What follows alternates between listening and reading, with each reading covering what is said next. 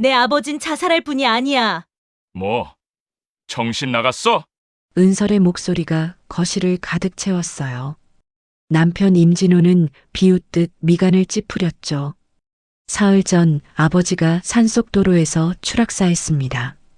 경찰은 자살이라 했지만 은설은 알고 있었어요. 진호의 노트북에서 본 블랙박스 영상. 사고 이틀 전 진호가 비서 강유라와 함께 그 현장을 미리 답사한 증거였죠. 여기 커브 구간이 제일 위험해. CCTV도 없고 남편이 아버지를 죽였다는 끔찍한 진실. 그리고 지금 그 남자는 이혼 서류를 내밀고 있었습니다. 은설은 서류를 집어들어 진호의 얼굴 앞에서 찢어버렸어요. 종이 조각들이 눈송이처럼 흩날렸죠. 당신 지금 뭐 하는 거야? 은설은 찢어진 서류를 진호의 발치에 뿌렸습니다. 그녀의 눈빛이 변했어요. 떨림이 멈추고 차가운 결의로 가득 찼죠. 이혼은 없어. 절대로. 그 순간 은설은 결심했습니다. 아버지를 죽인 이 남자와 그의 일가를 반드시 무너뜨리겠다고. 한은설의 복수가 시작되는 순간이었어요. 한은설은 병원 복도 끝에 서 있었어요. 형광등이 깜빡거리는 천장 아래 그녀의 시선은 중환자실 문패에 고정되어 있었죠. 43살의 그녀는 화가였지만 지금은 딸의 손을 꼭 쥔 채 무너질 것 같은 아내이자 딸일 뿐이었습니다. 24시간 전만 해도 아버지는 멀쩡했어요. 해운 회사를 경영하는 건강한 68살의 사업가였죠. 그런데 지금은 산소호흡기에 의지한 채 의식불명 상태로 누워 있었습니다. 은설아. 남편 임진호의 목소리가 뒤에서 들려왔어요. 그녀는 고개를 돌리지 않았죠. 진호는 46살로 투자사 본부장이라는 직함을 달고 있었지만 지금 그의 표정에는 슬픔보다 조바심이 앞서 보였습니다. 그는 은설의 어깨에 손을 얹으며 낮은 목소리로 말했어요. 내 아버진 자살한 거야. 은설의 심장이 멎는 것 같았습니다. 진호는 계속 말을 이었어요. 경찰 조사 결과가 나왔어. 회사 부채가 500억이 넘는다더군. 그 빚 다 어쩔 거니?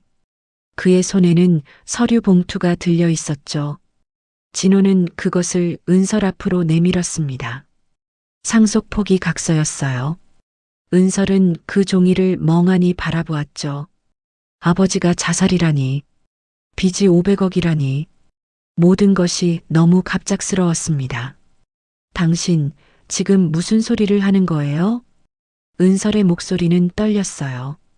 진호는 한숨을 쉬며 그녀의 팔을 잡았죠. 정신 차려. 이 서류에 도장 찍지 않으면 우리 가족 전부 빚더미에 앉는 거야. 복도 저편에서 시어머니 최복희가 걸어왔습니다. 69살의 그녀는 굵은 진주 목걸이를 걸친 채 은설을 노려보았어요. 은설은 아버지의 사무실로 돌아왔습니다. 경찰은 이미 현장 조사를 마치고 떠난 뒤였어요. 책상 위에는 서류들이 어지럽게 흩어져 있었고 바닥에는 깨진 유리컵 조각이 널려 있었죠. 은설은 무릎을 꿇고 아버지의 흔적을 찾기 시작했습니다. 그때 책상 서랍 틈새에서 작은 쪽지 한 장이 삐져나온 것이 보였어요. 그녀는 떨리는 손으로 쪽지를 꺼냈죠. 종이 한쪽 모서리에는 핏자국이 묻어 있었습니다. 아버지의 필체였어요. 급하게 휘갈겨 쓴 글씨는 간신히 알아볼 수 있을 정도였죠. 은설아, 절대 누구도 믿지 마라. 은설의 손이 바들바들 떨렸습니다. 아버지는 왜 이런 쪽지를 남긴 걸까요? 자살하려는 사람이 이런 경고를 남길 이유가 있을까요? 그녀는 쪽지를 가슴에 꼭 쥐었어요. 복도 밖에서는 진호와 시어머니의 목소리가 들려왔죠. 그들은 장례 절차와 재산 정리에 대해 이야기하고 있었습니다. 은설은 쪽지를 재빨리 주머니에 넣었어요. 장례식장은 조문객으로 붐볐습니다. 하지만 은설의 눈에는 아무것도 들어오지 않았어요. 그녀는 빈소 앞에 앉아 아버지의 영정을 바라보았죠. 사진 속 아버지는 환하게 웃고 있었습니다. 은설은 그 미소가 진짜였는지 의문이 들었어요. 예, 화실 열쇠 어디 있니? 시어머니 최복희의 목소리가 등 뒤에서 들려왔죠. 은설은 고개를 돌렸습니다. 복희는 검은 상복 차림이었지만 표정은 냉랭했어요. 화실이요? 지금 무슨... 우리 아들 말로는 내 화실에 비싼 가구들이 많다던데. 어차피 빚 갚으려면 다 팔아야 할 거 아니니. 은설은 믿을 수 없다는 표정으로 시어머니를 쳐다보았습니다. 복희는 은설의 반응 따위는 신경 쓰지 않는다는 듯 손을 내밀었어요. 은설이 대답하지 않자 복희는 혀를 찼죠. 즉, 그럼 내가 알아서 하지. 그날 오후 은설이 조문객들을 응대하는 사이 복희는 이삿짐 센터 직원들을 데리고 은설의 화실로 향했습니다. 화실은 은설이 10년 넘게 작품 활동을 해온 공간이었어요. 그곳에는 은설이 아끼던 이탈리아산 이젤과 앤티크 서랍장, 수십 점의 캔버스가 있었죠. 복희는 직원들에게 손짓했습니다. 전부 트럭에 실어. 빨리빨리. 직원들은 주저없이 가구들을 들어 나르기 시작했어요.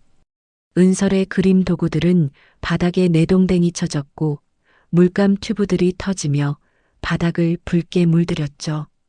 은설은 장례를 치르고 집으로 돌아왔습니다. 온몸이 천근만근처럼 무거웠어요. 그녀는 현관문을 열고 안으로 들어섰죠. 거실은 텅 비어 있었습니다. 진호는 서재에 틀어박혀 있었고 딸 예나는 방에서 나오지 않았어요. 은설은 소파에 주저앉았죠.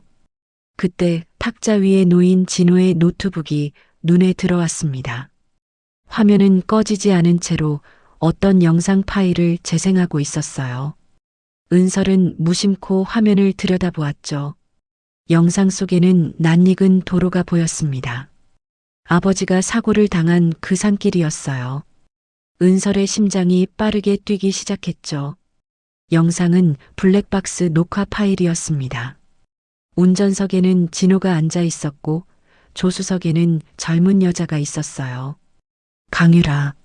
진호의 비서였죠. 여기가 맞아요, 오빠? 유라의 목소리가 들렸습니다. 진호는 고개를 끄덕이며 주변을 살폈어요. 응. 여기 커브 구간이 제일 위험해. CCTV도 없고. 은설의 손이 떨렸죠. 영상 날짜를 확인하니 아버지 사고 이틀 전이었습니다. 진호와 유라는 사고 현장을 미리 답사했던 거예요.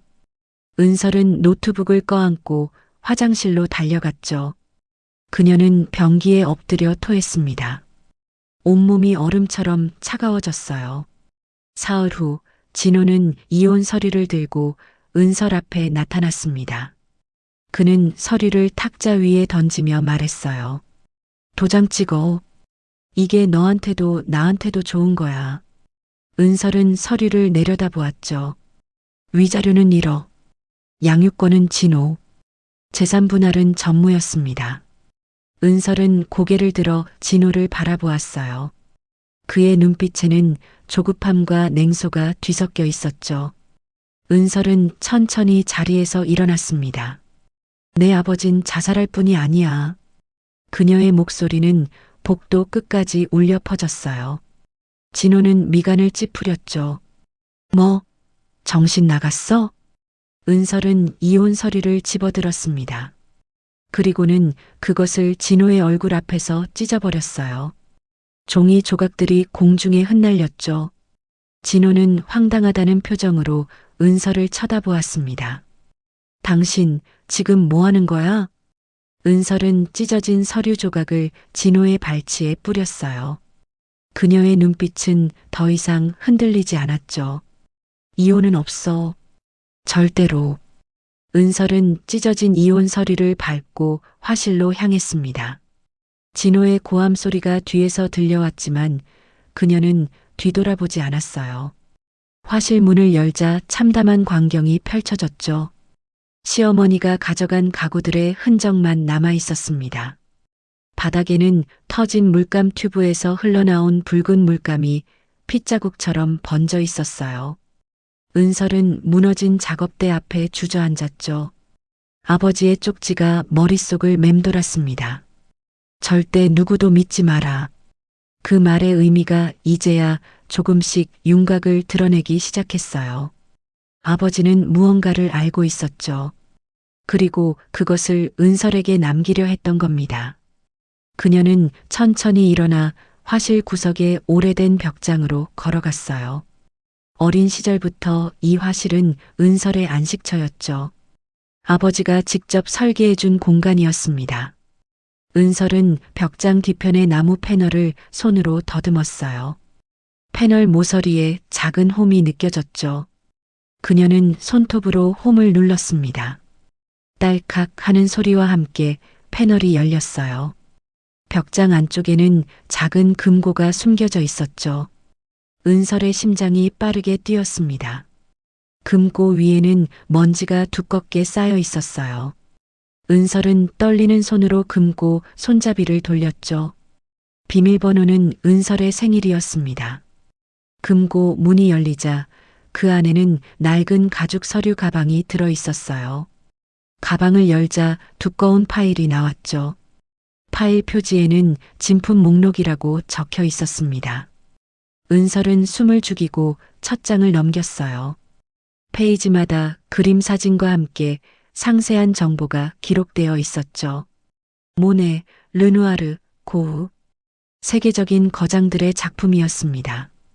각 그림마다 예상 가격이 적혀 있었는데 총액은 1천억 원에 달했어요. 파일 맨 뒤에는 작은 금색 열쇠가 테이프로 붙어 있었죠. 사흘 후 은설의 핸드폰에 낯선 번호로 문자가 왔습니다. 발신자는 법무법인 정산이었어요. 내용은 간단했죠. 화실 건물에 대한 경매 절차가 진행됩니다. 30일 이내 채무 변제 없을 시 강제 집행됩니다.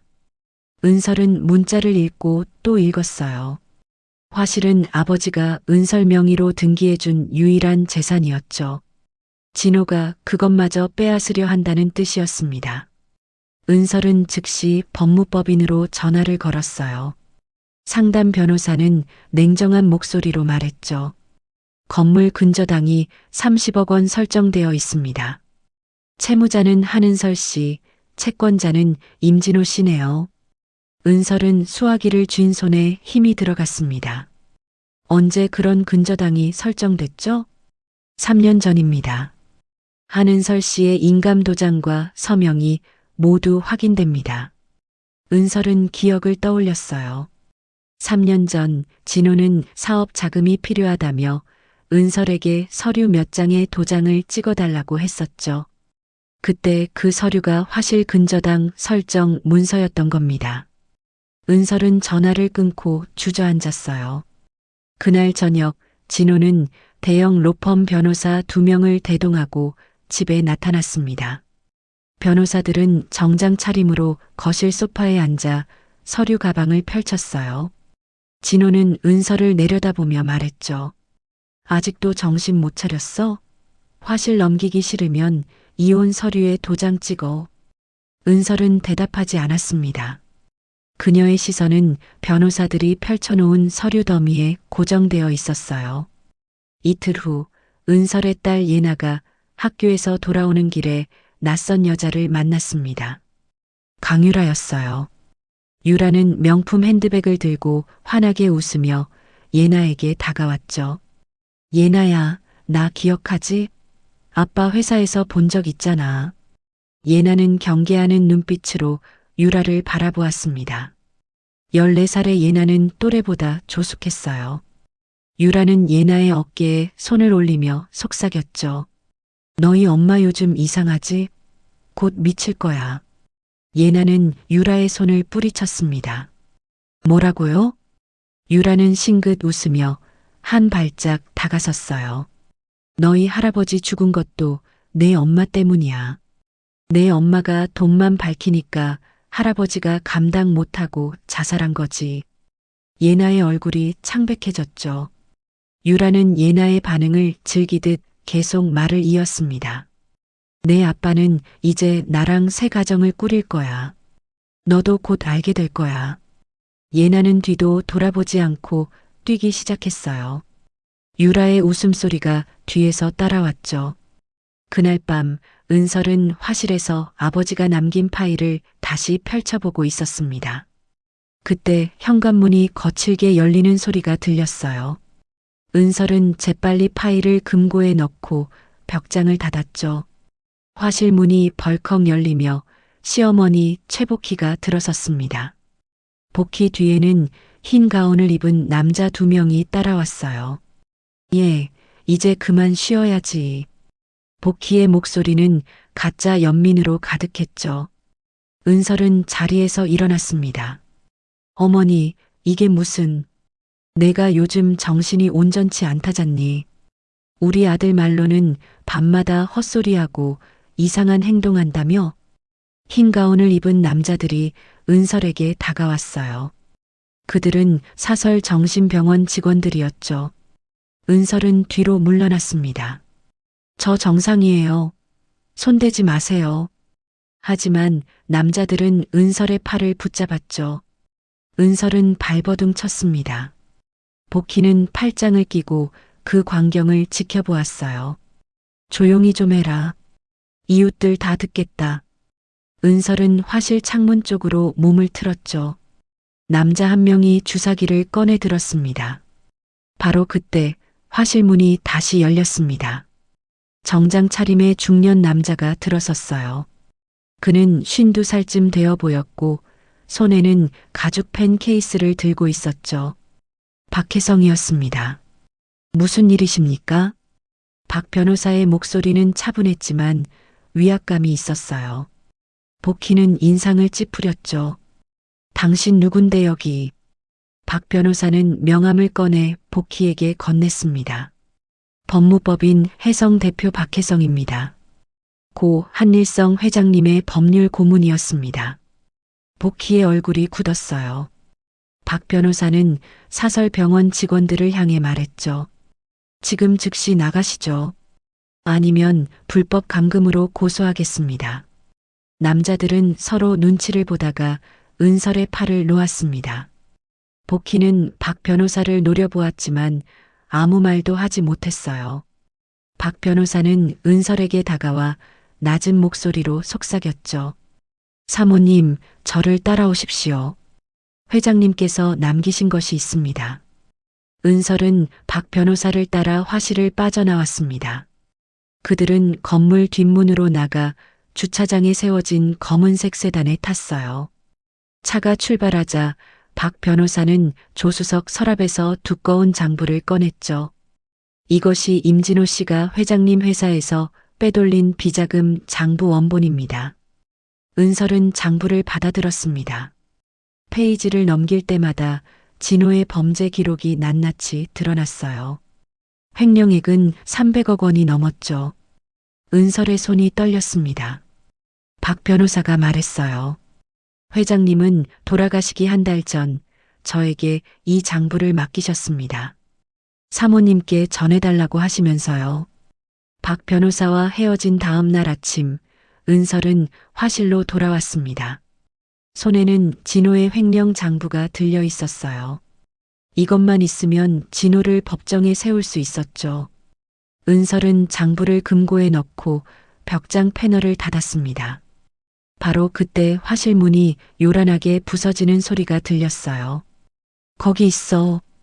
남자 5명이 쇠지뢰를 들고 화실로 밀려 들어왔죠. 그들은 진호가 고용한 용역 깡패들이었습니다. 은설은 본능적으로 벽장 앞을 가로막았어요. 용역 중 한 명이 은설을 밀쳐냈죠. 비켜. 이 건물은 이제 우리 거야. 은설은 바닥에 넘어졌습니다. 남자들은 화실 안에 캔버스를 발로 차고 이제를 부수기 시작했어요. 은설이 10년 넘게 그린 작품들이 산산조각 났죠. 은설은 일어나 가장 큰 캔버스로 달려갔습니다. 그것은 아버지를 그린 초상화였어요. 이건 안 돼요. 은설은 캔버스를 두 팔로 감쌌죠. 용역 한 명이 은설의 머리채를 잡아당겼습니다. 은설은 비명을 질렀지만 캔버스를 놓지 않았어요. 그녀는 자신의 몸을 캔버스 틀에 묶기 시작했죠. 작업대 위에 있던 와이어를 손으로 더듬어 자신의 허리와 캔버스를 단단히 고정했습니다. 미쳤나 이 여자가. 용역들은 은설을 떼어내려 했지만 와이어가 너무 단단히 묶여 있었어요. 은설은 캔버스를 꼭 껴안은 채 눈을 감았죠. 용역 중 한 명이 라이터를 꺼냈습니다. 그럼 이렇게라도 해야지. 라이터 불꽃이 바닥에 흩어진 테레빈 위에 닿았어요. 순식간에 불길이 치솟았죠. 은설은 연기를 들이마시며 기침을 했습니다. 열기가 피부를 태웠어요. 용역들은 황급히 화실 밖으로 도망쳤죠. 은설은 와이어를 풀려고 발버둥 쳤지만 매듭이 풀리지 않았습니다. 도와주세요. 은설의 목소리는 연기에 묻혔어요. 불길은 점점 커져서 천장까지 번졌죠. 캔버스 틀이 열에 의해 휘어지기 시작했습니다. 은설은 눈을 뜰 수 없었어요. 연기가 눈을 찔렀고 뜨거운 재가 얼굴에 내려앉았죠. 그때 누군가 화실 문을 부수고 들어왔습니다. 소방관이었어요. 여기 사람 있어요. 소방관은 은설에게 달려와 와이어를 절단기로 끊었죠. 은설은 소방관의 품에 안긴 채 화실 밖으로 빠져나왔습니다. 구급차가 이미 대기하고 있었어요. 응급구조사들이 은설을 들것에 눕혔죠. 은설은 천장을 향해 눈을 떴지만 아무것도 보이지 않았습니다. 온 세상이 검은색이었어요. 제 눈이 안 보여요. 응급구조사는 은설의 눈을 손전등으로 비췄죠. 그의 표정이 굳었습니다. 구급차가 출발했어요. 은설은 들것 위에 누운 채 눈물을 흘렸죠. 눈물이 뺨을 타고 흘렀지만 그녀는 그것조차 볼 수 없었습니다. 병원 응급실에서 안과 전문의가 은설의 눈을 검사했어요. 진단 결과는 열과 연기로 인한 각막 손상과 시신경 염증이었죠. 의사는 조심스럽게 말했습니다.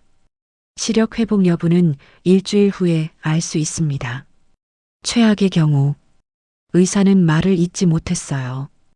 은설은 대답 대신 고개를 돌렸죠. 사흘 후 은설은 퇴원했습니다. 눈에는 붕대가 감겨 있었고 지팡이에 의지에 걸었어요. 택시에서 내려 집 앞에 섰을 때 현관문이 열렸죠. 강유라의 목소리가 들렸습니다. 어머, 언니 오셨네요? 은설은 그 자리에 얼어붙었어요. 유라는 하이힐을 신고 은설 앞으로 다가왔죠.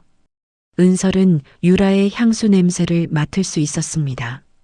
값비싼 샤넬 향이었어요. 언니, 앞 안 보이시죠?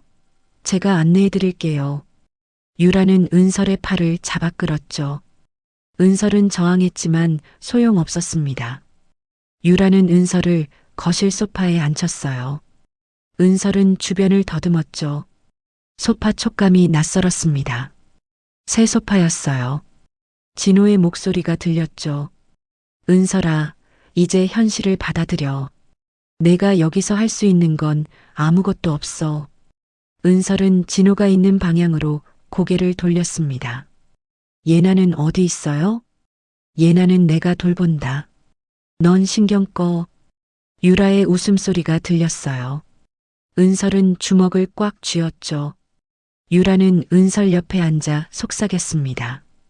언니, 이제 이 집 안방은 제 거예요. 적응하세요. 그날 밤부터 은설은 거실 소파에서 잠을 잤습니다. 진호는 은설에게 방 하나도 내주지 않았어요. 은설은 아무것도 볼 수 없었지만 귀는 더욱 예민해졌죠. 진호와 유라가 나누는 대화가 모두 들렸습니다. 사흘째 되는 밤, 은설은 소파에 누운 채 눈을 감고 있었어요. 진호와 유라는 은설이 잠든 줄 알았는지 거실에서 대화를 나눴죠. 오빠 그림들은 언제 처분해요? 유라의 목소리였습니다. 진호가 대답했어요. 다음 주에 경매 넘긴다. 그것만 팔면 1,000억은 만질 수 있어. 은설의 심장이 빠르게 뛰었죠. 그들은 아버지가 남긴 진품 그림들을 말하고 있었습니다. 은설은 조심스럽게 손을 뻗어 소파 아래에 숨겨둔 스마트폰을 꺼냈어요. 녹음 버튼을 눌렀죠. 진호의 목소리가 계속 들렸습니다. 장인어른 죽인 것도 이제 묻혔고 은설이 눈까지 멀었으니 완벽하지. 유라가 낄낄거리며 웃었어요. 오빠 정말 천재예요. 브레이크 끊는 건 누가 생각했어요? 내가 직접 했지. CCTV 없는 구간 찾느라 고생 좀 했어. 은설은 이를 악물었습니다. 스마트폰은 모든 대화를 녹음하고 있었어요. 진호와 유라는 계속 이야기를 나눴죠. 은설은 한 글자도 놓치지 않으려 집중했습니다. 이틀 후 은설의 핸드폰으로 문자가 왔어요. 음성 변환 기능이 작동하며 문자 내용을 읽어주었죠. 발신자는 박혜성이었습니다. 오늘 밤 11시 뒷문으로 나오십시오. 은설은 그날 밤 지팡이를 짚고 조용히 거실을 빠져나왔어요. 진호와 유라는 안방에서 자고 있었죠. 은설은 벽을 더듬으며 뒷문까지 걸어갔습니다. 문을 열자 차가운 밤 공기가 얼굴을 스쳤어요. 사모님, 박 변호사의 목소리가 들렸죠. 은설은 그의 손을 잡고 차에 올랐습니다. 차가 출발하자 박 변호사가 말했어요. 제가 아는 안과 전문의가 있습니다. 독일에서 공부한 분인데 각막 이식 수술 성공률이 90%가 넘습니다. 은설은 고개를 끄덕였죠. 차는 도심을 벗어나 외곽으로 향했습니다. 30분쯤 달렸을 때 차가 멈췄어요. 박 변호사는 은설을 부축해 건물 안으로 안내했죠. 여기는 비공개 안과 병원입니다. 아무도 사모님이 여기 있다는 걸 모릅니다. 의사는 은설의 눈을 정밀 검사했어요. 검사 결과를 듣고 나서 의사는 조심스럽게 말했죠. 수술하면 시력 회복 가능성이 있습니다. 하지만 완전히 회복되려면 석 달은 걸립니다. 은설은 대답했어요. 해주세요. 제가 다시 볼 수 있다면 뭐든 하겠어요. 수술은 다음 날 새벽에 진행됐죠. 은설은 수술대에 누워 마취제를 맞았습니다. 의식이 흐려지기 직전 그녀는 진호의 얼굴을 떠올렸어요. 그리고 다짐했죠. 다시 눈을 뜨면 모든 것을 되찾겠다고. 석 달 후 은설의 시력은 완전히 회복됐습니다. 박 변호사가 예약한 비밀병원에서 재활을 마친 그녀는 이제 선명하게 세상을 볼 수 있었어요. 하지만 은설은 아무에게도 이 사실을 알리지 않았죠. 집으로 돌아온 그녀는 여전히 눈에 붕대를 감고 지팡이를 짚었습니다. 거실 소파에 앉은 은설은 고개를 숙인 채 조용히 있었어요. 진호가 현관문을 열고 들어왔죠. 그의 발걸음 소리가 은설 쪽으로 다가왔습니다. 은설은 붕대 틈새로 진호의 얼굴을 훔쳐봤어요. 진호는 은설을 내려다보며 비웃음을 흘렸죠. 여전히 앞 못 보는구나. 가엾어라. 은설은 대답하지 않았습니다. 진호는 서재로 들어갔어요.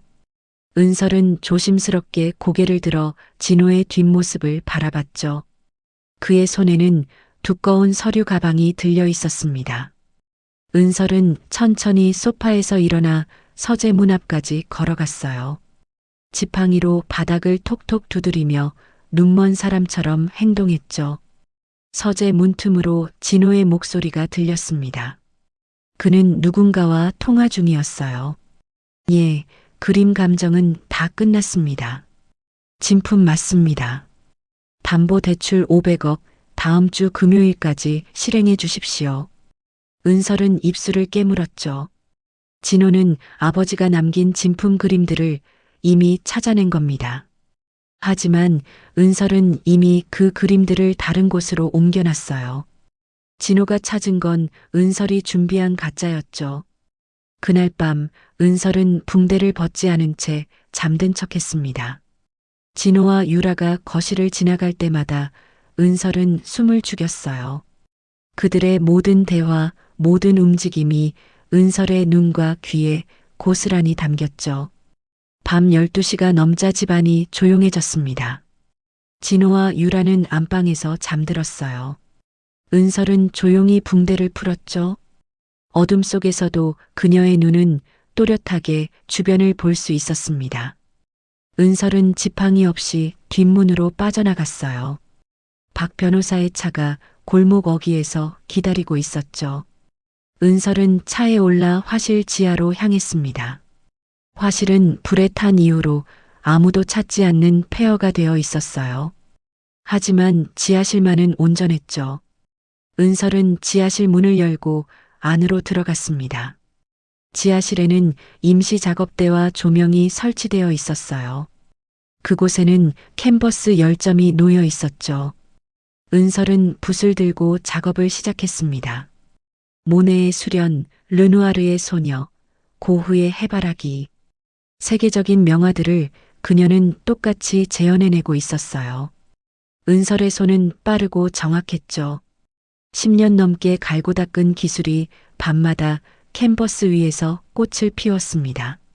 물감의 질감, 붓터치의 방향, 심지어 캔버스의 노화까지 완벽하게 재현했어요. 박 변호사는 그 광경을 지켜보며 감탄했죠. 사모님, 정말 진품과 구별이 안 됩니다. 은설은 붓을 내려놓지 않고 대답했어요. 구별되면 안 되죠. 진호가 이걸 진짜라고 믿어야 하니까요.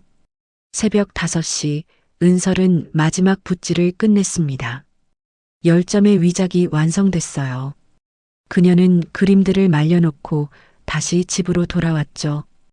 해가 뜨기 전에 은설은 거실 소파에 누워 눈에 붕대를 다시 감았습니다. 일주일 후 진호는 대형 은행 본점으로 향했습니다. 그의 손에는 은설이 그린 위장 10점의 감정서가 들려 있었어요. 진호는 은행 VIP 응접실에서 대출 담당 임원을 만났죠. 이 그림들의 감정가는 총 1천억 원입니다. 담보로 500억 대출을 신청합니다. 임원은 감정서를 꼼꼼히 검토했습니다. 세계적인 감정기관의 도장이 찍혀 있었어요. 물론 그 감정서도 진호가 위조한 가짜였지만 은행 측은 그 사실을 몰랐죠. 담보 인정률 50% 적용하여 500억 원 대출 승인 가능합니다. 진호는 만족스러운 표정을 지었어요. 그는 즉시 대출 계약서에 서명했죠. 은행은 3일 안에 500억 원을 진호의 계좌로 입금하기로 했습니다. 진호는 은행을 나서며 강유라에게 전화를 걸었어요. 유라야, 됐어. 500억 확보했다. 이제 해외 계좌로 빼돌리고 은설이랑 이혼하면 끝이야. 유라의 들뜬 목소리가 들렸죠. 오빠, 정말 대단해요. 우리 이제 외국 가서 새로 시작하는 거죠? 진호는 웃으며 대답했습니다. 당연하지. 은설은 눈도 못 보는데 뭘 어쩌겠어. 그냥 정신병원에 처박아 두면 돼. 하지만 진호는 몰랐어요. 그가 담보로 제공한 그림들이 모두 가짜라는 사실을. 그리고 그 가짜를 그린 사람이 바로 눈먼 척하고 있는 은설이라는 사실을 말이죠. 이틀 후 시어머니 최복희가 집을 찾아왔습니다. 그녀는 거실에 앉아 진호와 유라에게 돈을 요구했어요. 우리 아들, 이제 큰 돈 만졌다며? 어미한테 10억 정도는 줘야지. 진호는 인상을 찌푸렸죠. 어머니, 지금은 돈이 좀. 복희는 소리를 질렀습니다. 뭐, 내가 그 많은 돈을 어디다 쓴다고. 은설은 소파 구석에 앉아 그들의 대화를 듣고 있었어요. 복희는 은설을 돌아보며 비웃었죠. 저것 봐라. 앞도 못 보는 주제에 멀쩡히 앉아만 있네. 내 아비가 빚더미 남기고 죽어서 우리 집안이 이 꼴 됐다. 은설의 주먹이 꽉 쥐어졌습니다. 복희는 계속 말을 이었어요. 내 아비는 원래 쓰레기였어. 돈도 제대로 못 벌면서 사업한답시고 나댔지. 결국 빚만 잔뜩 지고 비겁하게 자살이나 하고.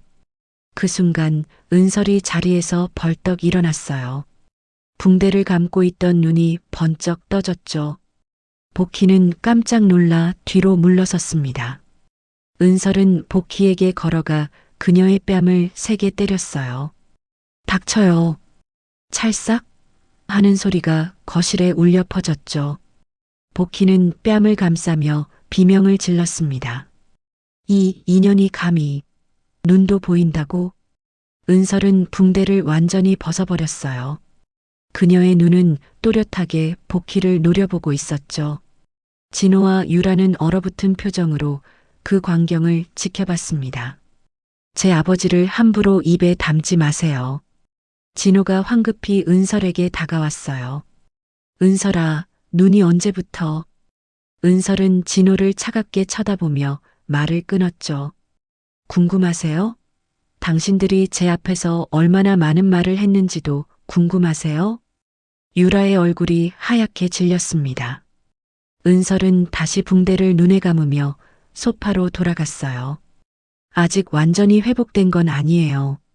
가끔 이렇게 잠깐씩 보일 뿐이죠.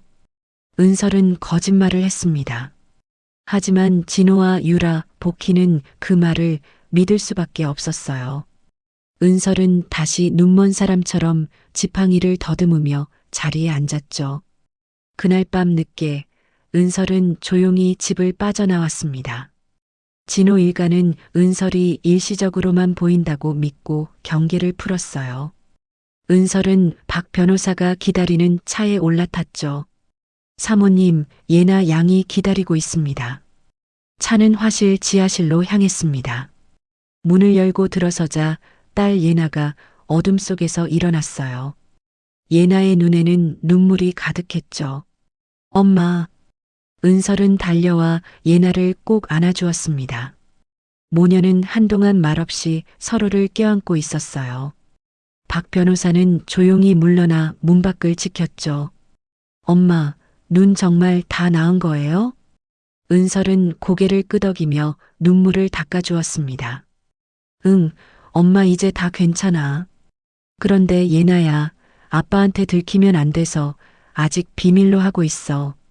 예나는 엄마의 손을 꼭 잡았어요. 엄마, 저도 도와줄게요. 뭘 하면 돼요? 은설은 가방에서 작은 USB를 꺼냈죠. 그 안에는 진호와 유라가 나눈 범죄모의 대화가 모두 녹음되어 있었습니다. 이걸 경찰에 전달해야 해. 그리고 할아버지 사고 현장을 다시 조사해 달라고 요청해줘. 내가 하면 아무도 의심 안 할 거야. 예나는 USB를 받아들며 단호하게 말했어요. 엄마, 제가 할게요. 할아버지를 그렇게 만든 게 아빠라는 거 저도 알고 있어요. 은설은 예나의 머리를 쓰다듬었죠. 예나야, 미안해. 엄마가 너를 이런 일에. 예나는 고개를 저었습니다. 아니에요. 이건 제가 하고 싶어서 하는 거예요. 할아버지도 엄마도 지키고 싶어요. 이틀 후 예나는 USB를 들고 경찰서로 향했어요. 학교 가는 척하고 나온 예나는 담당 형사를 찾아갔죠. 형사는 녹음 파일을 들으며 표정이 굳어졌습니다. 이 녹음이 정말 내 아버지 목소리가 맞니? 예나는 눈물을 흘리며 고개를 끄덕였어요. 네, 맞아요. 할아버지를 다시 조사해 주세요. 같은 시각 은설과 박 변호사는 사고 현장으로 향했죠. 그들은 진호가 조작했을 브레이크 흔적을 찾기 위해 절벽 아래까지 내려갔습니다. 3개월 전 사고 차량이 처음 발견됐던 그 자리였어요. 박 변호사는 차량 잔에 주변을 세밀하게 살폈죠. 그리고 브레이크 라인에서 인위적인 절단 흔적을 발견했습니다. 사모님, 여기 보세요. 이건 자연스러운 파손이 아닙니다. 은설은 그 흔적을 사진으로 찍었어요. 증거는 하나씩 모이고 있었죠. 은설은 절벽 위를 올려다보며 말했습니다. 아버지, 조금만 기다려주세요. 이제 곧 진실이 밝혀질 거예요. 바람이 은설의 머리카락을 흩날렸어요. 그녀의 눈빛은 더 이상 흔들리지 않았죠. 복수를 위한 모든 준비가 착착 진행되고 있었습니다. 일주일 후, 진호는 서울 한복판의 고급 갤러리를 통째로 빌렸습니다. 그는 은설이 그린 위작 10점을 전시하고 단독 경매를 준비했어요. 갤러리 입구에는 화려한 현수막이 걸렸죠. 세기의 명화 컬렉션 특별 경매라는 문구가 눈에 띄었습니다. 진호는 VIP 고객 명단을 직접 점검했어요. 재벌 회장들, 유명 컬렉터들, 해외 투자자들까지 총 50명이 초대됐죠. 진호는 이 경매로 최소 2천억 원을 벌어들일 계획이었습니다. 유라야, 이번만 성공하면 우리 평생 놀고 먹을 수 있어. 강유라는 진호의 팔짱을 끼며 환하게 웃었어요. 오빠 정말 대단해요. 장인어른 재산을 이렇게 활용하다니. 진호는 갤러리 안을 돌아보며 흡족한 표정을 지었죠. 벽에 걸린 그림들은 조명을 받아 찬란하게 빛났습니다. 진호는 그것들이 모두 진품이라고 굳게 믿고 있었어요. 하지만 진호는 몰랐죠. 그 그림들을 그린 사람이 바로 자신이 눈멀었다고 믿는 은설이라는 사실을. 그리고 그 경매장 한 구석에 은설이 변장하고 앉아 있다는 사실도 말이에요. 은설은 검은 선글라스와 모자를 쓰고 뒷좌석에 조용히 앉아 있었습니다. 그녀는 진호의 모든 움직임을 지켜보고 있었어요. 경매 이틀 전 박 변호사는 명함을 새로 만들었습니다. 홍콩 SH 인베스트먼트 대표 박성훈이라는 가짜 신분이었어요. 그는 맞춤 정장을 입고 고급 시계를 차고 갤러리를 찾아갔죠. 안녕하십니까? 홍콩에서 온 박성훈입니다. 진호는 박 변호사를 극진히 맞이했습니다. 홍콩 투자자라는 말에 눈이 반짝였어요. 어서 오십시오. 어떻게 저희 경매를 알고 오셨습니까? 박 변호사는 능숙하게 거짓말을 했죠. 유럽 컬렉터 사이에서 소문이 자자하더군요. 모네 작품을 꼭 보고 싶어서 왔습니다. 진호는 박 변호사를 그림 앞으로 안내했어요. 박 변호사는 그림을 한참 들여다보더니 감탄사를 내뱉었죠. 놀랍습니다. 이 정도 상태라면 최소 200억은 받으실 수 있겠어요. 진호의 눈빛이 흔들렸어요. 200억이요? 박 변호사는 고개를 끄덕이며 명함을 건넸죠. 제 고객 중에 이 작품을 원하는 분이 계십니다. 경매 전에 먼저 거래하시겠습니까? 현금으로 300억까지 제시 가능합니다. 진호는 침을 꿀꺽 삼켰습니다. 300억이라는 금액은 그가 예상한 것보다 훨씬 컸어요. 진호는 욕심이 났죠. 하지만 그는 더 큰 그림을 그리고 있었습니다. 감사하지만 경매로 진행하겠습니다. 더 높은 가격을 기대하고 있거든요. 박 변호사는 아쉬운 표정을 지으며 물러났어요. 하지만 속으로는 웃고 있었죠. 진호가 완전히 함정에 빠졌다는 걸 확인했으니까요. 그날 밤 예나는 아빠의 서재에 몰래 들어갔습니다. 진호가 유라와 외출한 틈을 타서였어요. 예나는 아빠의 책상 서랍을 열었죠. 서랍 안에는 여러 서류 파일이 들어 있었습니다. 예나는 조심스럽게 파일들을 하나씩 꺼내 살폈어요. 그중 하나에서 비자금 관리 현황이라는 제목이 보였죠. 예나는 그 파일을 펼쳤습니다. 페이지마다 회사 이름과 계좌번호가 빼곡히 적혀 있었어요. 홍콩 ABC 인베스트먼트, 케이만 제도 XYZ 펀드, 싱가포르 PQR 홀딩스, 모두 유령 회사들이었죠. 예나는 핸드폰으로 서류를 하나하나 사진으로 찍었습니다. 바로 그때 현관문이 열리는 소리가 들렸어요. 예나는 황급히 서류를 제자리에 넣고 서재를 빠져나왔죠. 진호가 복도에서 예나와 마주쳤습니다. 예나야, 이 밤에 뭐하니? 예나는 침착하게 대답했어요. 화장실 다녀오는 길이에요. 진호는 의심스러운 눈빛으로 예나를 쳐다봤지만 더 이상 묻지 않았죠. 예나는 자기 방으로 돌아가 문을 잠갔습니다. 그리고 핸드폰 사진들을 엄마에게 전송했어요. 은설은 사진을 받자마자 박 변호사에게 전달했죠. 이제 진호의 모든 비자금 루트가 드러났습니다. 다음 날 아침 진호는 서재 금고를 확인했습니다. 금고 안에는 비자금 서류가 그대로 있었지만 뭔가 미묘하게 위치가 달랐어요. 진호는 CCTV 녹화 파일을 확인했죠. 그리고 예나가 서재에 들어갔던 장면을 발견했습니다. 인연이 감히. 진호는 분노로 얼굴이 붉어졌어요. 그는 즉시 예나의 방으로 달려갔죠. 문을 발로 차며 소리쳤습니다. 문 열어. 당장.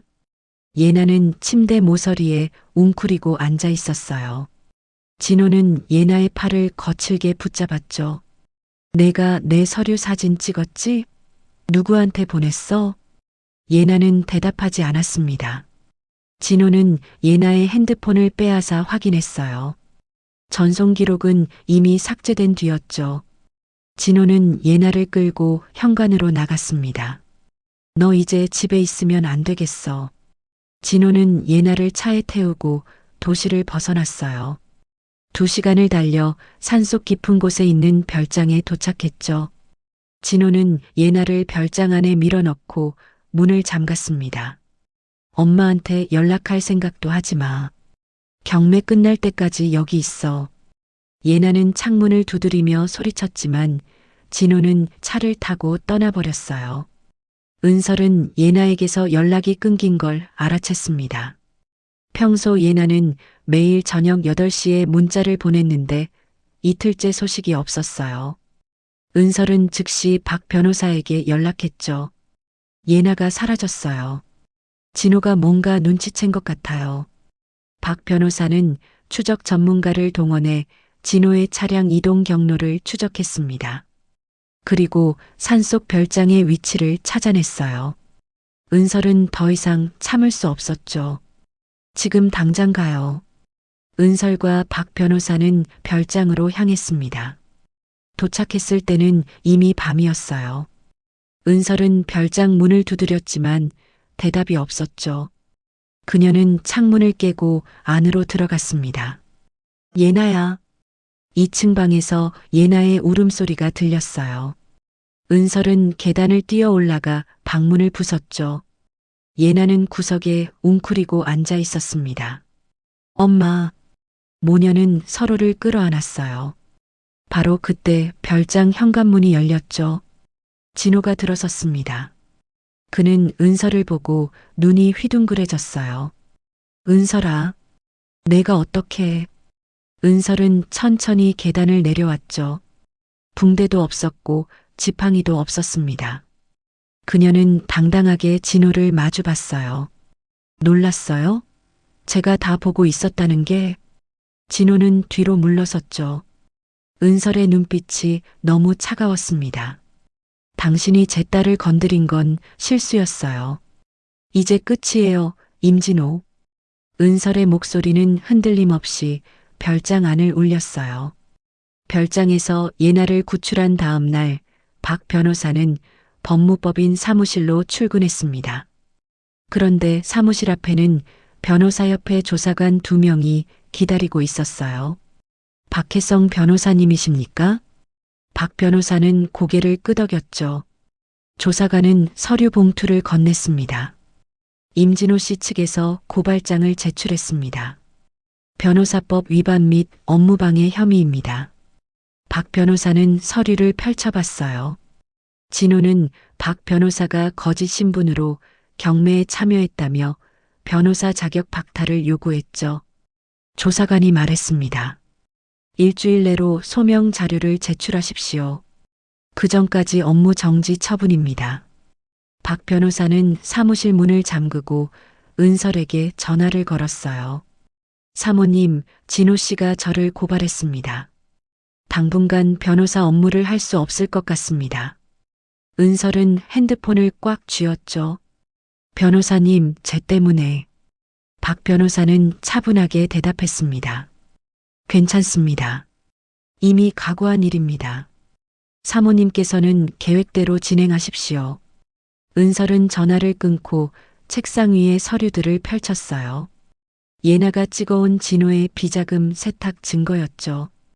은설은 그 서류들을 스캔해서 검찰청 금융조사과로 발송했습니다. 동시에 국세청 조사국에도 같은 자료를 보냈어요. 변호사님, 제가 지켜드릴게요. 은설은 혼자 중얼거리며 다음 계획을 준비했죠. 사흘 후 은설은 한국미술협회 이사장을 찾아갔습니다. 이사장은 70대의 원로 화가로 은설의 아버지와 오랜 친분이 있던 분이었어요. 은설 씨, 오랜만이네요. 부친 일로 정말 안타까웠습니다. 은설은 정중하게 인사를 했죠. 이사장님, 부탁 하나만 들어주세요. 은설은 진호가 경매에 내놓은 그림들의 사진을 보여줬습니다. 이사장은 사진을 유심히 들여다봤어요. 이 그림들이 왜요? 은설은 조용히 대답했죠. 제가 직접 그린 위작입니다. 제 남편이 이걸 진품이라고 속여서 경매에 내놓으려 해요. 이사장의 눈이 커졌습니다. 은설은 계속 설명했어요. 미술계에 소문을 퍼뜨려 주세요.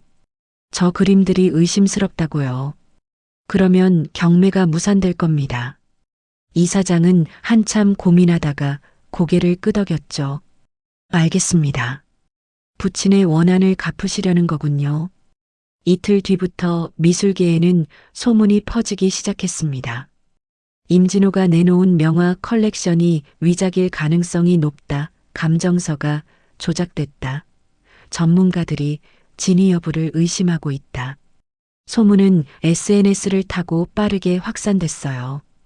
경매를 이틀 앞두고 VIP 고객들이 하나둘 참석을 취소하기 시작했죠. 진호는 패닉에 빠졌습니다. 그는 갤러리 관계자에게 전화를 걸었어요. 무슨 일입니까? 왜 고객들이 취소를 하는 거죠? 갤러리 관계자는 난처한 목소리로 대답했죠.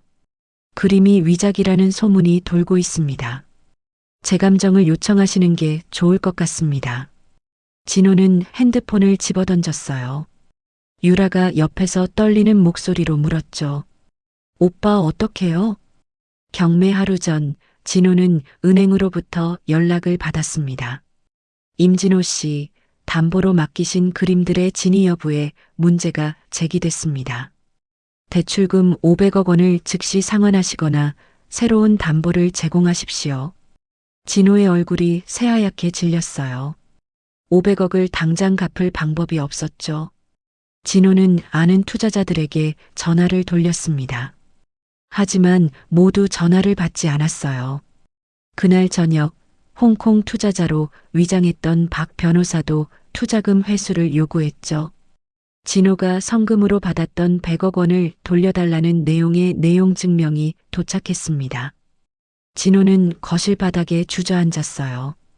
유라는 가방을 싸며 말했죠. 오빠 미안해요. 저는 이제 못 있겠어요. 유라는 그대로 집을 나가버렸습니다. 진호는 혼자 남겨졌어요. 그는 핸드폰을 들고 마지막으로 은설에게 전화를 걸었죠. 은설아, 나 좀 보자. 다음 날 아침 진호는 은설이 머물고 있는 화실로 찾아왔습니다. 그는 문 앞에 무릎을 꿇었어요. 눈가에는 눈물 자국이 있었죠. 은설아, 제발 나 좀 살려줘. 은설은 차가운 표정으로 진호를 내려다봤습니다. 왜 저한테 와요? 진호는 은설의 발을 붙잡았어요. 내가 잘못했어. 다 내가 잘못했다고. 제발 이번 한 번만 도와줘. 그림들이 진짜라고 증명해줘. 은설은 진호의 손을 뿌리쳤죠. 그림들이 가짜라는 건 당신도 알고 있잖아요. 진호의 얼굴이 굳었습니다. 은설이 계속 말했어요. 제가 직접 그린 위작이에요. 당신이 제 아버지한테서 훔쳐간 진품은 이미 다른 곳에 있어요. 진호는 바닥에 주저앉았습니다. 그는 머리를 감싸 쥐었어요. 그럼 어떡하라고. 은설은 책상 서랍에서 서류 한 장을 꺼냈죠. 이혼 서류였습니다. 진호가 몇 달 전 은설에게 던졌던 바로 그 서류였어요. 여기 서명하세요. 진호는 서류를 받아들고 멍하니 쳐다봤습니다. 은설이 말했어요. 서명하시면 제가 그림을 진품으로 바꿔드릴게요. 경매도 성공시켜드리고요. 진호의 눈빛이 흔들렸죠. 정말이야? 은설은 고개를 끄덕였습니다. 네, 약속해요. 대신 조건이 있어요. 재산 분할 없이 모든 권리를 제게 넘기세요. 예나 양육권도요. 진호는 서류를 펼쳤어요. 재산 분할 없음, 위자료 없음, 양육권 전부 은설. 모든 조건이 은설에게 유리하게 적혀 있었죠. 평소 같았으면 절대 서명하지 않았을 내용이었습니다. 하지만 지금 진호에게는 선택권이 없었어요. 서명하지 않으면 파산이었죠. 은행 빚 500억, 투자자들 100억 합쳐서 600억의 빚더미가 기다리고 있었습니다. 알았어. 서명할게. 진호는 떨리는 손으로 펜을 들었어요. 진호는 이혼 서류 곳곳에 서명을 했습니다. 마지막 장까지 모두 사인하고 나서 펜을 내려놨어요. 은설은 서류를 받아들고 꼼꼼히 확인했죠. 잘했어요. 진호는 조심스럽게 물었습니다. 이제 그림은 언제 바꿔줄 거야? 은설은 서류를 가방에 넣으며 차갑게 웃었어요. 그림을 바꿔준다고 했나요? 제가 한 말은 그림을 진품으로 바꿔드리겠다였어요. 진호는 눈을 크게 떴죠. 무슨 소리야? 은설은 창문 쪽으로 걸어가며 말했습니다. 저 그림들은 영원히 가짜예요. 아무리 바꿔도 진품이 될 수 없죠. 제가 약속을 지킬 수 없는 이유예요. 진호는 벌떡 일어났어요. 이년아, 날 속인 거야? 은설은 뒤돌아보지 않고 대답했죠. 속인 건 당신이에요. 제 아버지를 죽이고 저를 눈멀게 하고 제 딸을 감금한 사람이요. 진호는 은설에게 달려들려 했습니다. 하지만 문이 열리며 경찰 2명이 들어섰어요. 박 변호사가 뒤따라 들어왔죠. 임진호 씨 횡령 및 배임 혐의로 체포합니다. 경찰은 진호에게 수갑을 채웠습니다. 진호는 발버둥 쳤지만 소용없었어요. 은설아, 이년아. 경찰은 진호를 끌고 나갔죠. 은설은 창밖을 바라보며 조용히 서 있었습니다. 그녀의 손에는 진호가 서명한 이혼 서류가 들려 있었어요. 박 변호사가 다가와 말했죠. 사모님, 검찰에서 연락 왔습니다. 비자금 조사 착수했다고 합니다. 은설은 고개를 끄덕였습니다. 이제 시작이네요. 창밖으로 경찰차가 떠나가는 모습이 보였어요. 뒷좌석에 앉은 진호의 모습이 점점 작아졌죠. 진호가 체포된 지 이틀 후 예정대로 경매가 열렸습니다. 갤러리에는 취재진과 미술 전문가들이 모여들었어요. 하지만 입찰 참가자는 단 한 명도 없었죠. 모두 위작 소문을 듣고 발을 뺀 겁니다. 경매 시작 30분 전 한국미술협회 감정단이 갤러리에 도착했어요. 이사장을 포함한 전문가 5명이었죠. 그들은 벽에 걸린 그림들을 하나씩 정밀 검사하기 시작했습니다. 1시간 후 이사장이 기자회견장에 섰어요. 카메라 플래시가 터졌죠. 긴급 감정 결과를 발표하겠습니다. 전시된 그림 10점 모두 위작으로 판명됐습니다. 기자들이 술렁거렸습니다. 이사장은 계속 말을 이었어요. 특히 붓터치 기법과 물감 성분 분석 결과 최근 3개월 이내에 그려진 것으로 추정됩니다. 명백한 사기 행각입니다. 그 순간 경매장 문이 열렸죠.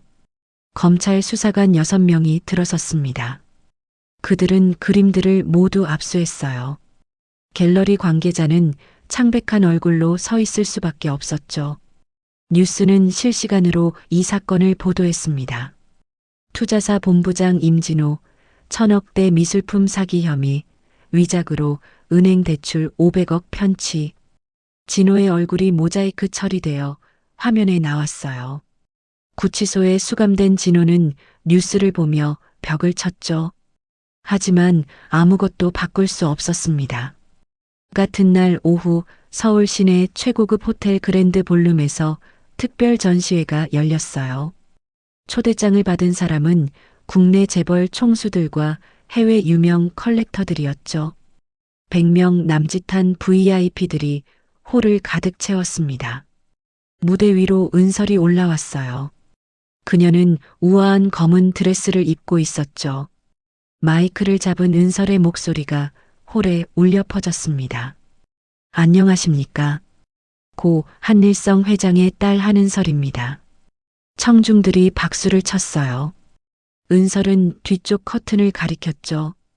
오늘 이 자리에서 아버지께서 평생 수집하신 진품 컬렉션을 공개하겠습니다.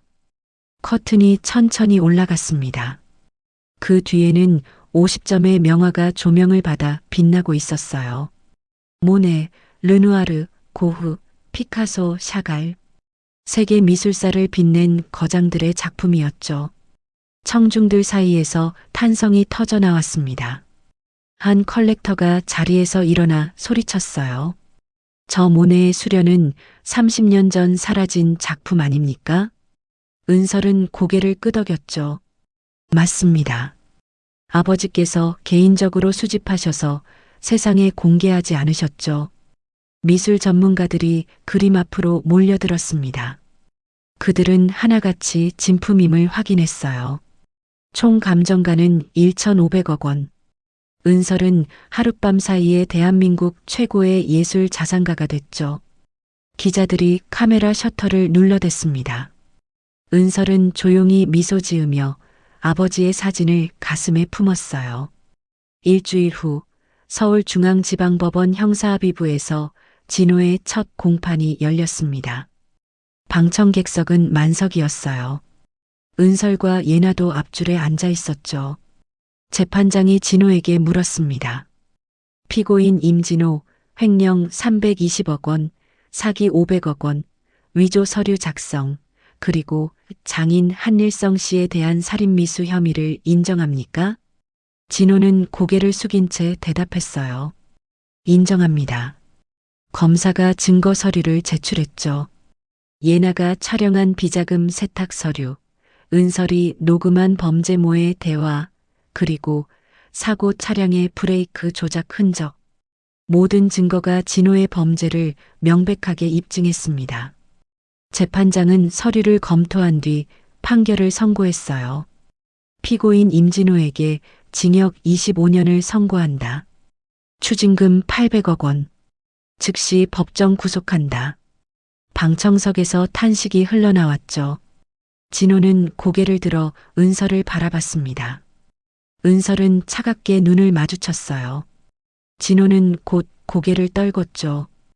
교도관이 진호를 법정 밖으로 데리고 나갔습니다. 은설은 예나의 손을 꼭 잡았어요. 예나야, 이제 끝났어. 예나는 눈물을 흘리며 고개를 끄덕였죠. 같은 시각 강유라는 인천공항 출국장을 서성이고 있었습니다.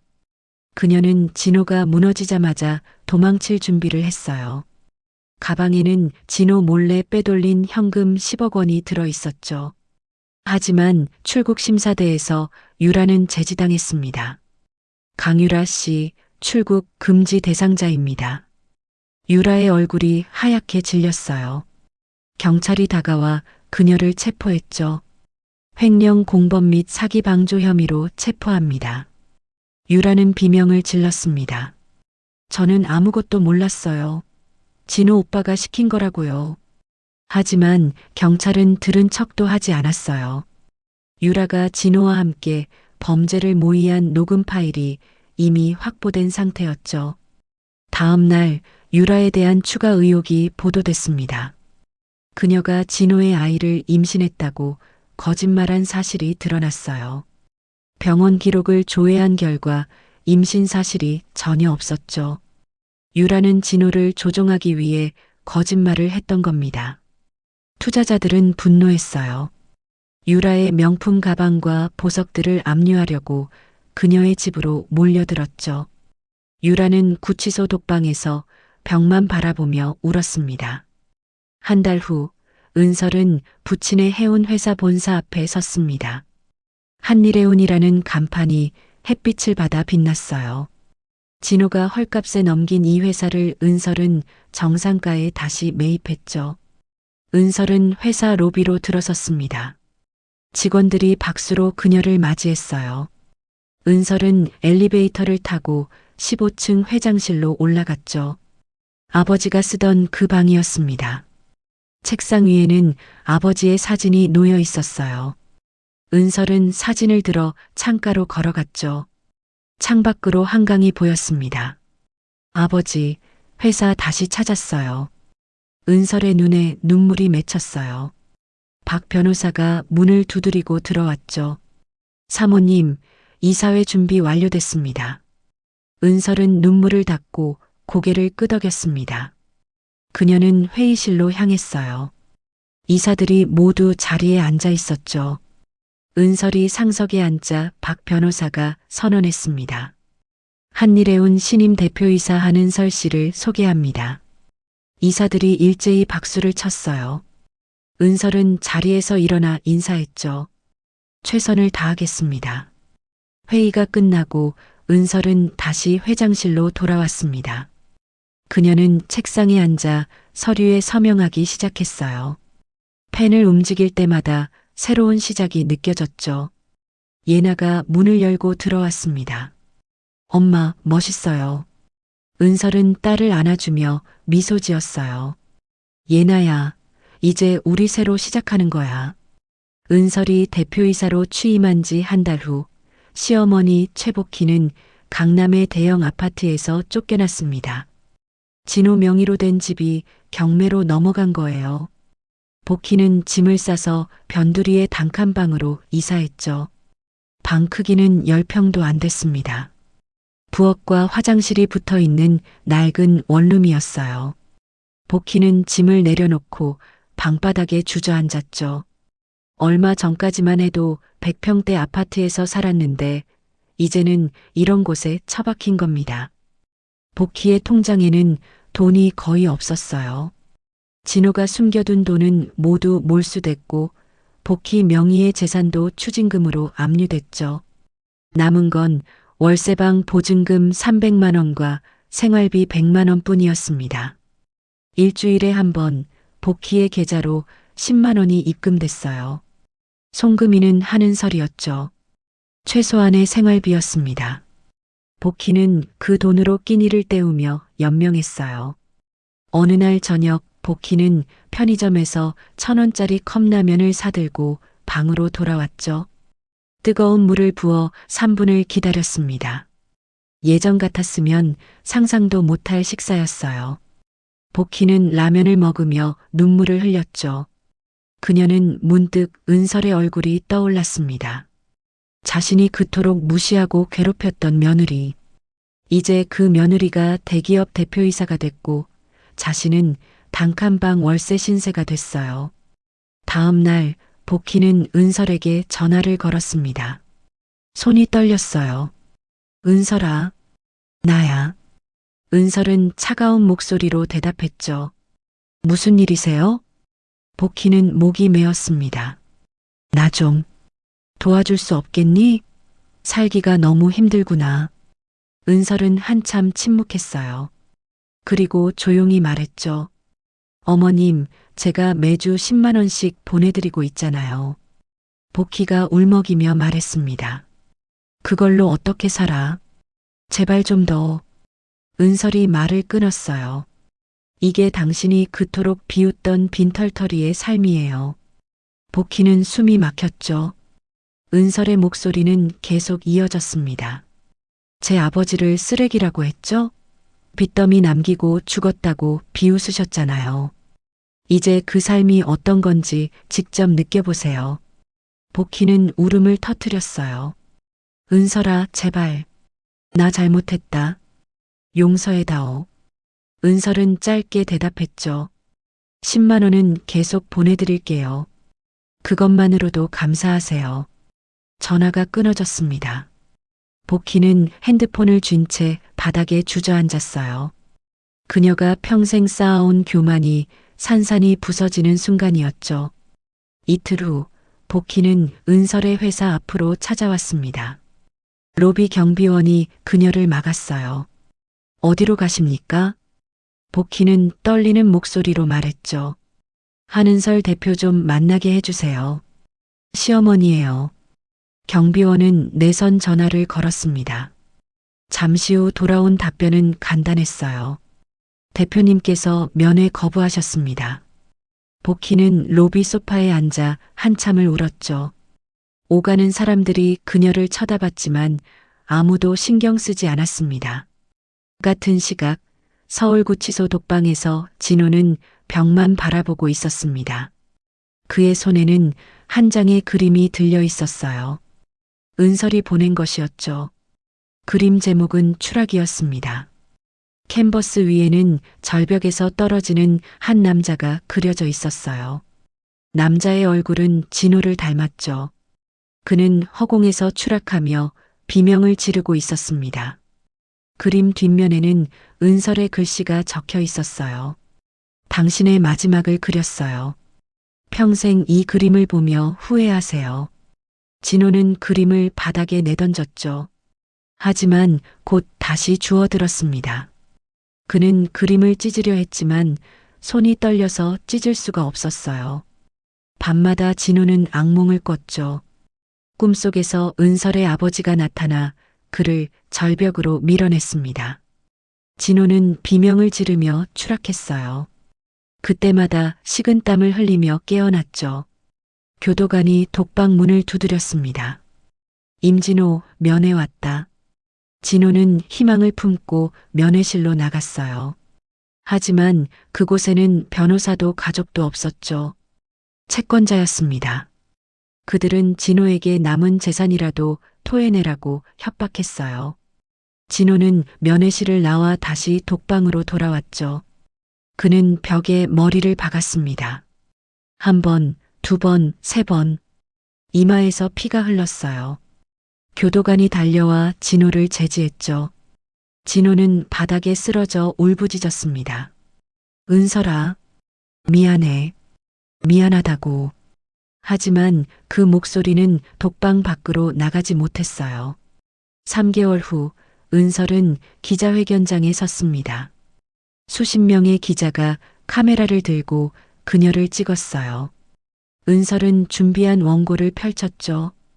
오늘 이 자리에서 한일성 문화예술재단 설립을 발표합니다. 기자들이 펜을 움직였습니다. 은설은 계속 말을 이었어요. 고 한일성 회장의 뜻을 이어 젊은 화가들을 후원하는 재단입니다. 800억 원을 출연하여 매년 100명의 청년 예술가를 지원할 계획입니다. 박수가 터져 나왔어요. 한 기자가 질문했죠. 800억이면 엄청난 금액인데 개인 재산을 쾌척하신 이유가 무엇입니까? 은설은 잠시 생각하다가 대답했습니다. 아버지께서 평생 예술을 사랑하셨어요. 그 사랑을 나누고 싶었습니다. 기자회견이 끝나고 은설은 재단 사무실로 향했어요. 벽에는 아버지의 사진이 걸려 있었죠. 은설은 사진 앞에 섰습니다. 아버지, 이렇게 쓰는 게 맞죠? 사진 속 아버지는 환하게 웃고 있었어요. 은설도 따라 웃었죠. 다음 날 재단 홈페이지에는 지원 신청자가 몰려들었습니다. 1000명이 넘는 청년 화가들이 신청서를 제출했어요. 은설은 하나하나 직접 검토했죠. 가난하지만 재능 있는 예술가들에게 기회를 주고 싶었습니다. 그해 가을, 은설은 예나와 함께 아버지의 묘지를 찾았습니다. 단풍이 붉게 물든 산자락이었어요. 모녀는 묘비 앞에 무릎을 꿇었죠. 은설은 아버지 사진에 국화꽃을 올렸습니다. 예나도 옆에서 절을 했어요. 한참 동안 침묵이 흘렀죠. 아버지, 이제는 편히 쉬세요. 은설의 목소리는 떨렸습니다. 그녀는 가방에서 서류 한 장을 꺼냈어요. 법원의 무죄 판결문이었죠. 아버지의 자살 의혹이 완전히 벗겨지고 진호의 살인미수 혐의가 인정된 판결이었습니다. 아버지는 자살하지 않으셨어요. 억울하게 돌아가셨죠. 이제 온 세상이 그걸 알아요. 은설은 판결문을 묘비에 기댔어요. 바람이 불어와 서류를 날리려 했지만 은설이 꽉 잡았죠. 예나가 말했습니다. 할아버지, 엄마가 다 해결했어요. 엄마 정말 대단해요. 은설은 딸의 어깨를 안았어요. 모녀는 한참을 그렇게 앉아 있었죠. 석양이 지고 어둠이 내렸습니다. 집으로 돌아가는 차 안에서 예나가 물었어요. 엄마, 이제 정말 다 끝난 거예요? 은설은 고개를 끄덕였죠. 응, 다 끝났어. 이제 우리 행복하게 살자. 차창 밖으로 도시의 불빛이 보였습니다. 은설은 창밖을 바라보며 조용히 미소 지었어요. 긴 싸움이 끝났고 새로운 삶이 시작되고 있었죠.